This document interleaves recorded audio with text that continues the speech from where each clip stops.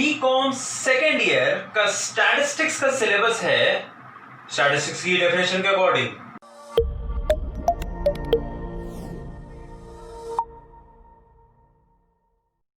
Hello students, आप सभी का स्वागत है वैभव ऑनलाइन क्लासेस की एकदम नई series chapter 0 stats for all के एक और लेक्चर में। और आइए आज हम देखते हैं कि कैसे हमारा सिलेबस कवर करता है पूरे स्टैटिस्टिक्स की डेफिनेशन को। जी हाँ, चलिए शुरू करते हैं बिना समय का वेस्ट किए हुए। थोड़ा सा रिकॉल अगर हम करें तो हम ये जाने थे कि जो स्टैटिस्टिक्स हमारा सब्जेक्ट है बेसिकली, है ना, तो उसकी डेफिनेशन हमें कैसे पता चलती है? उसकी डेफिनेशन हमें पता चलती है हमारे सुपर हीरो, जी हाँ, मिस्टर डेटा के केप से, है कि नहीं? याद आया? और अगर नहीं याद आया तो फिर आप प्लीज पिछला वीडियो फिर से देखिए। मैं आपके लिए यहाँ छोटा सा एक रिकॉल कर देता हूं ताकि आपको समझ में आ जाए बहुत ही क्लियरली कि मेरा क्या तात्पर्य होता है जब मैं केप वर्ड यूज करता हूं, है ना। इसमें C stands for collection, right. C का मतलब हो गया कलेक्शन, फिर ए का मतलब हो गया, जी हाँ, एनालिसिस। बहुत ही इंपॉर्टेंट है ये। और बाकी दो पार्ट्स मैं इधर बना देता हूं अपने आप को थोड़ी स्पेस देने के लिए। P stands for presentation, and finally E stands for estimation.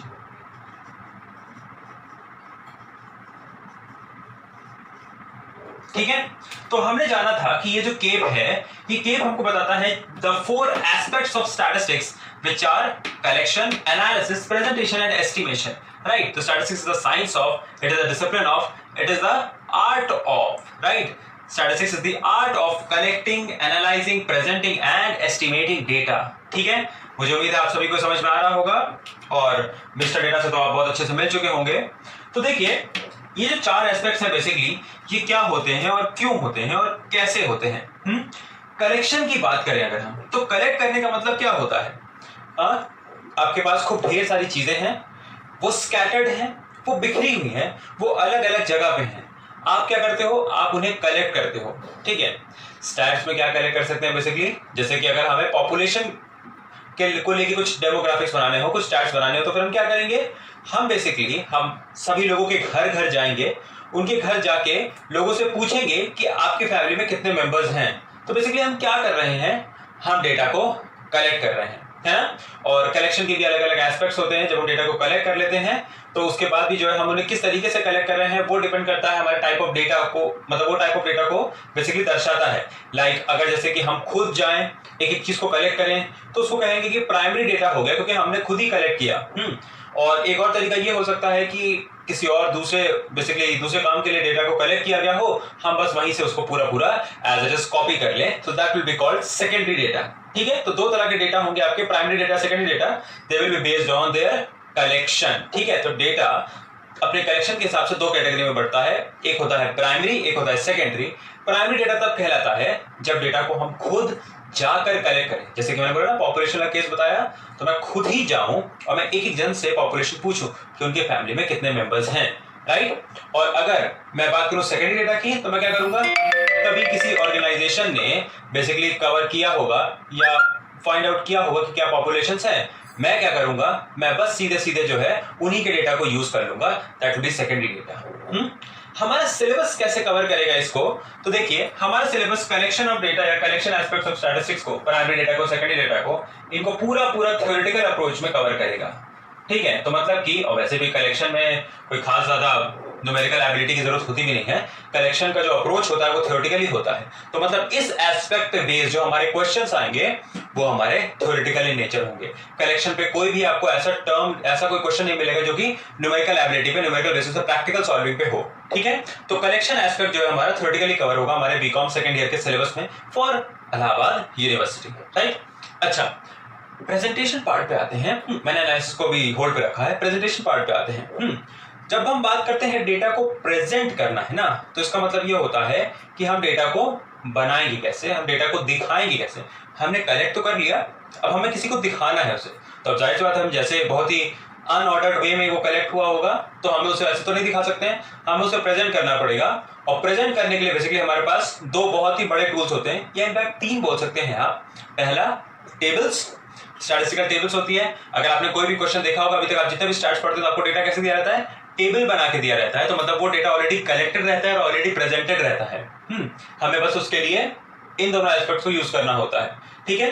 तो आप जब डेटा को दिखाएंगे तो फिर आप उसे क्या करेंगे, कैसे दिखा सकते हैं, टेबल बना के, या तो आप उसको डायग्राम बना सकते हैं या तो आप बना सकते हैं ग्राफ, ठीक है। तो ये जो है 3 एस्पेक्ट्स होते हैं डेटा को प्रेजेंट करने के लिए, डेटा को दर्शाने के लिए, है ना। और आप यूं समझिए कि ये एस्पेक्ट भी हमारा स्टैट्स का थ्योरेटिकली कवर होगा, ठीक। तो इसमें भी जो क्वेश्चंस आएंगे वो बेसिकली थ्योरेटिकल क्वेश्चन होंगे, सब्जेक्टिव टाइप होंगे। ऑब्वियस सी बात है, ग्राफ शीट आपको प्रोवाइड होगी नहीं। अगर आपको ग्राफ शीट प्रोवाइड होगी नहीं तो फिर उनको प्रेजेंट मतलब पूरा प्रेजेंट करके दिखाना तो कोई पॉसिबल है नहीं। तो यानी कि आपको प्रैक्टिकल अप्रोच तो खत्म ही हो गया। तो यानी कि आपको सिर्फ थ्योरेटिकल क्वेश्चन पूछ सकता है, फ्रीक्वेंसी टेबल्स दे देगा, फ्रीक्वेंसी डिस्ट्रीब्यूशन दे देगा, उन सारी चीजों पर भी हम आएंगे डिटेल, है ना। तो ये हो गया हमारा प्रेजेंटेशन एस्पेक्ट। अब आते हैं एनालिसिस पार्ट पे। किसी चीज को एनालिसिस करने का मतलब क्या होता है, ये डेफिनेशन मुझे मिस्टर डेटा ने बताई थी। उन्होंने बोला था कि एनालिसिस जो टर्म है ना, इसको लिया गया है Greek alphabet ana and this has come from luein, ठीक। एनालिसिस वर्ड को ग्रीक वर्ड एना लुएन से लिया गया है। एना का मतलब होता है नॉट या नो या अन, एंड लुएन का मतलब होता है लूज, या हम यहां पे अपने इंग्लिश के हिसाब से उसको कन्वर्ट कर दे तो वो लूजन हो जाएगा, है ना। तो नॉट लूजन या नॉट की जगह मैं और बेटर टर्म यूज कर लेता हूं, मैं यूज कर लेता हूं अन, ठीक, अन।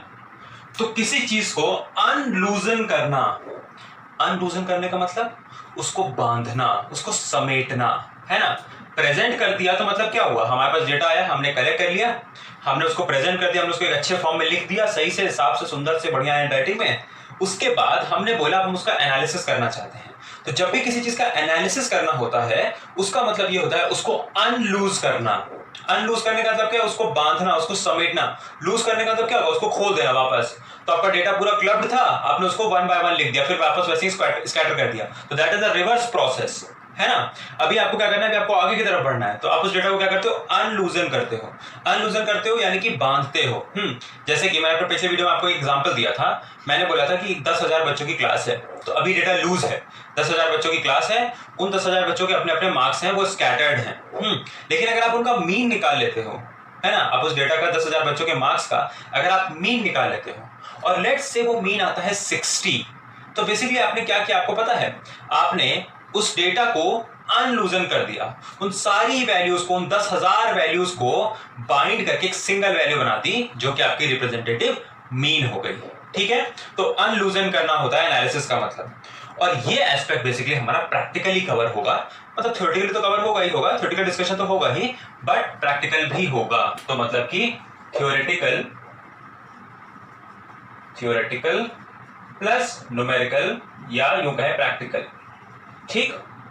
अच्छा, अब ये जो एनालिसिस है, देखिए हम हमारा सिलेबस कैसे कवर करेगा, इन्हें कवर करेगा 2 एस्पेक्ट्स में। पहला aspect univariate analysis, univariate analysis, और दूसरा है बायवेरिएट एनालिसिस,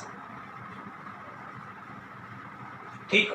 अच्छा, यूनिवेरिएट एनालिसिस का मतलब हो गया कि आपके पास बेसिकली सिंगल वेरिएबल होगा। यूनि मतलब 1, वेरिएट मतलब वेरिएबल, ठीक है। तो एक वेरिएबल का एनालिसिस के लिए आप कुछ टूल्स यूज करेंगे, स्टैटिस्टिकल टूल्स। वो टूल्स क्या क्या हैं उनको देखिए, वो हैं मेजर्स ऑफ सेंटर टेंडेंसी। मैं सिर्फ सेंटर टेंडेंसी लिखूंगा, मेरे पास लैक ऑफ स्पेस है बेसिकली, लेकिन पूरे टॉपिक का नाम है मेजर्स ऑफ सेंटर टेंडेंसी। तो मेजर्स ऑफ सेंटर टेंडेंसी जैसे कि मीन, मीडियन, मोड, वो डेटा को एनालिसिस में हेल्प करते हैं। किस तरह के डेटा को एनालिसिस में हेल्प करते हैं, यूनिवेरिएट, जहां पे सिर्फ एक वेरिएबल होगा। फिर उसके बाद मेजर्स ऑफ डिस्पर्जन, ठीक है, तो मेजर्स ऑफ डिस्पर्जन भी यूज करेंगे, वो भी एनालिसिस में हेल्प करते हैं, ठीक।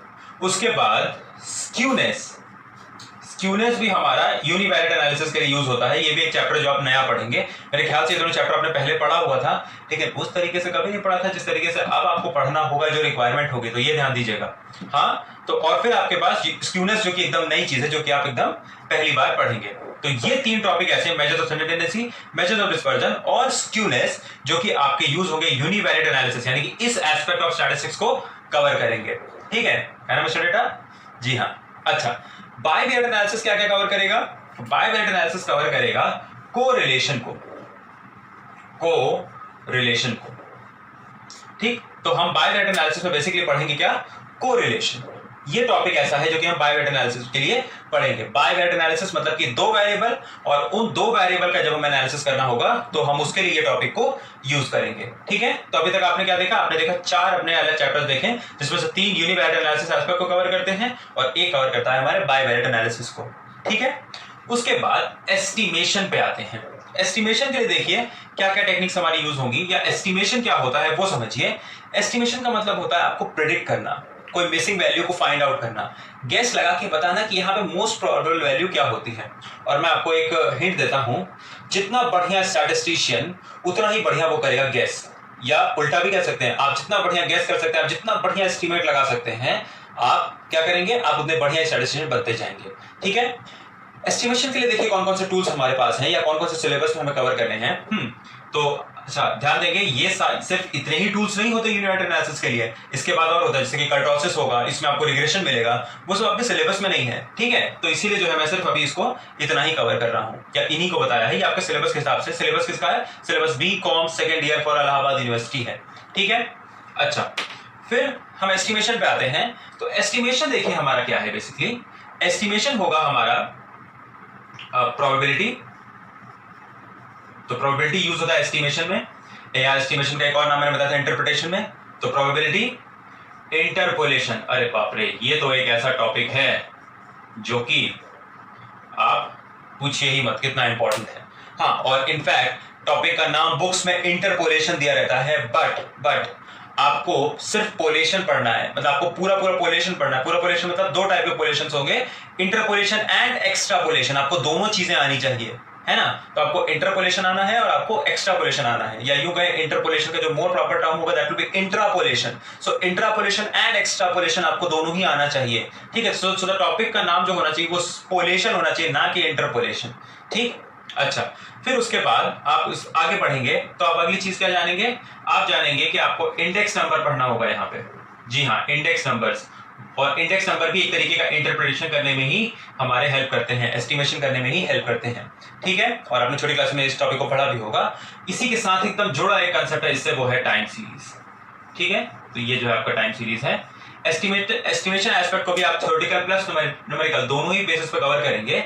ये 4 वो टॉपिक होंगे जो कि इस टॉपिक के अंदर आएंगे, है ना? तो बेसिकली आपने क्या जाना? आपने जाना कि कलेक्शन पार्ट और प्रेजेंटेशन पार्ट आप इसको थ्योरेटिकली कवर करेंगे, और ये एनालिसिस और एस्टिमेशन पार्ट को आप थ्योरेटिकल प्लस न्यूमेरिकल दोनों वे में कवर करेंगे। जो टॉपिक्स मैंने यहाँ पे लिस्ट किए हैं वो हैं ये centre tendency, dispersion, skewness, correlation, index number, time series, probability, interpolation. ये 8 चैप्टर आपके पूरे प्रैक्टिकल और न्यूमेरिकल चैप्टर हैं, मतलब इनसे थ्योरेटिकल क्वेश्चन भी आएंगे, लेकिन ये वो क्वेश्चन है जिनसे न्यूमेरिकल भी आएंगे। इसके अलावा 2 और टॉपिक्स होते हैं आपके, एक basically statistical organisations in India और एक होता है इंट्रोडक्शन टू स्टैटिस्टिक्स। ठीक है, तो इंट्रोडक्शन टू स्टैटिस्टिक्स ही आपका कलेक्शन और प्रेजेंटेशन को कवर करेगा, और स्टैटिस्टिकल ऑर्गेनाइजेशंस इन इंडिया है वो तो बताएगा कि कौन कौन से बड़े ऑर्गेनाइजेशंस हैं जो कि स्टैटिस्टिक्स की स्टडी के लिए इंडिया में बेसिकली हमारे इंपॉर्टेंट है ना? तो उन चीजों को भी हम जानेंगे डिटेल में, आप बस बने रहिए, है ना? तो और इस सिलेबस को आप ध्यान रखेंगे हमेशा। आपको ऐसे कभी नहीं देखने को मिला होगा कि अपनी डेफिनेशन से कैसे कनेक्टेड है स्टैटिस्टिक्स। ठीक बात है, सही बात है। अच्छा, जाने से पहले मैंने आपको दिया था एक क्विज, है ना? वो क्विज क्या था? मैंने लास्ट वीडियो में बोर्ड पे बनाया था एक सिंबल, और आपसे बोला था कि उस सिंबल के बारे में भाई आप जितनी रिसर्च कर सकते हैं ना उतनी रिसर्च करिए। ठीक है, तो आप सभी ने की भी वो रिसर्च, मुझे बताया भी, बहुत अच्छा लगा आपका रिस्पॉन्स देख के। आइए चलिए मैं आपके लिए कवर कर देता हूं उसको थोड़ा सा और डिटेल में। राइट, देखिए ये जो सिंबल है ना, ये इस सिंबल का नाम होता है प्लस। ठीक, इस सिंबल को हम बोलते हैं प्लस। क्लियर है? अच्छा, उसके बाद ये जो सिंबल हम यूज करते हैं ये मैथमेटिक्स में इट रिप्रेजेंट्स एडिशन। ठीक है, ये बताता है एडिशन को। मतलब क्या हुआ? मतलब कि एक तरह का शॉर्ट फॉर्म है। शॉर्ट फॉर्म कैसे है? आपको बोला जाएगा ना ऐड 5 and 3, तो इतना ना लिख के आप बस यही लिख देंगे 5 + 3। इस सिंबल का नाम है प्लस, 5 + 3 लिख देंगे ना, तो फिर उसका मतलब यही होगा, this will translate to this. ठीक है, तो मैथमेटिक्स बेसिकली क्या है? मैथमेटिक्स में आप क्या करते हैं, आप सिंबल्स का यूज करके आप लैंग्वेज को ट्रांसलेट करते हैं दूसरी भाषा में। ठीक है, तो mathematics is the language of symbols. यहाँ पे हर चीज एक तरह का सिंबल है। ठीक है, उसके बाद इसकी अगर हिस्ट्री में जाने तो इसको फॉर्मली ऑफिशियली यूज किया था 16th सेंचुरी में रॉबर्ट रिकॉर्ड ने इसको यूज किया था। हाँ, स्पेलिंग ठीक लिखी है मैंने। हाँ, तो रॉबर्ट रिकॉर्ड ने यूज किया था in the 16th century, but इसका जो पहला यूज है वो 14th सेंचुरी में देखा गया था। तो मतलब कि लगभग 2 सेंचुरी लग गए इस सिंबल को एक्सेप्ट करने में। अभी हम इसको बहुत आसानी से यूज कर लेते हैं, पूरी दुनिया को ये पता है कि this symbol means addition, but शुरू में ये एक बहुत ही छोटे लेवल पे स्टार्ट हुआ, इसको बस एक ऑथर ने अपने किताब पे यूज किया था। हाँ, और उसके बाद फिर ये धीमे धीमे जब तक रॉबर्ट रिकॉर्ड ने इसको ऑफिशियली यूज नहीं किया अपनी बुक में, तब तक इसको एक यूनिवर्सल सिंबल नहीं बनाया गया, है ना। आई थिंक 1553 के आसपास कहीं उन्होंने यूज किया था इसको अपनी बुक में। हाँ, तो वो है, तो 16th सेंचुरी, यानी कि 2 सेंचुरी लग गए इसको यूनिवर्सली एक्सेप्ट करने में। अच्छा, फिर ये एक सिंबल जो है ये मैथ्स में, मैथमेटिक्स में प्लस, इस सिंबल का नाम है प्लस, और ये एडिशन रिप्रेजेंट करता है। इस सिंबल का नाम ऐड नहीं है, ये एडिशन रिप्रेजेंट करता है। ठीक है, आप समझ रहे हैं कि नहीं समझ रहे हैं? जैसे कि आपके कोई भी बड़े फिल्म स्टार होते हैं, बड़े सुपरस्टार होते हैं, तो वो किसी चीज का ऐड करते हैं ना, तो फिर क्या होता है कि मतलब वो उसको, जैसे कि विराट कोहली है तो विराट कोहली 2 यम को रिप्रेजेंट करते हैं, है ना। विराट कोहली 2 यम नहीं है कि नहीं? तो वैसे ही कुछ बात है यहाँ पे कि ये सिंबल एडिशन को रिप्रेजेंट करता है। ठीक है, ये एडिशन नहीं है, ये सिंबल एक और चीज रिप्रेजेंट करता है। एक बहुत बड़ा ऑर्गेनाइजेशन है रेड क्रॉस, जो कि दुनिया का पूरा बेसिकली हेल्थ डिपार्टमेंट है कि नहीं, हर डॉक्टर्स के, है कि नहीं, प्लस रेड कलर का, सारे एम्बुलेंस पे, सारे डॉक्टर्स की गाड़ियों पे ये सिंबल रेड प्लस लिखा रहता है, तो उसको हम लोग रेड क्रॉस बोलते हैं, because it is a type of cross as well. दोनों लाइंस परपेंडिकुलरली एक दूसरे को क्रॉस कर रही हैं। ठीक है, तो ये थी इस साइन की थोड़ी सी हिस्ट्री। मैं इस साइन की हिस्ट्री पे क्यों दिलचस्प हूं? क्योंकि मुझे अब यहां से ट्रांसफर करना है अपने आप को इस सिंबल पे। हाँ, तो ये रहा आपका आज का होमवर्क। आप इसके बारे में बताइए कि आप इस सिंबल से क्या समझते हैं। मैं इसके ऊपर एक पूरी वीडियो लाने वाला हूं। बहुत ही कंफ्यूज करता है ये लोगों को, और बेसिकली दिल से फील नहीं कर पाते हैं। मे भी इसको आप समझ जाएं, आप फॉर्मूले में यूज कर लें, टेबल बना लें इसकी, लेकिन आपके अंदर से वो आवाज नहीं आती है, डाउट बना रहता है कि भैया ये सिंबल क्या है। इसका है एक छोटा सा कनेक्शन, जो मे भी आप जानते भी होंगे, और अगर नहीं जानते तो बने रहिए हमारे सीरीज पे। ठीक है, चलिए मैं आपसे मिलूंगा नेक्स्ट वीडियो पे। Thank you.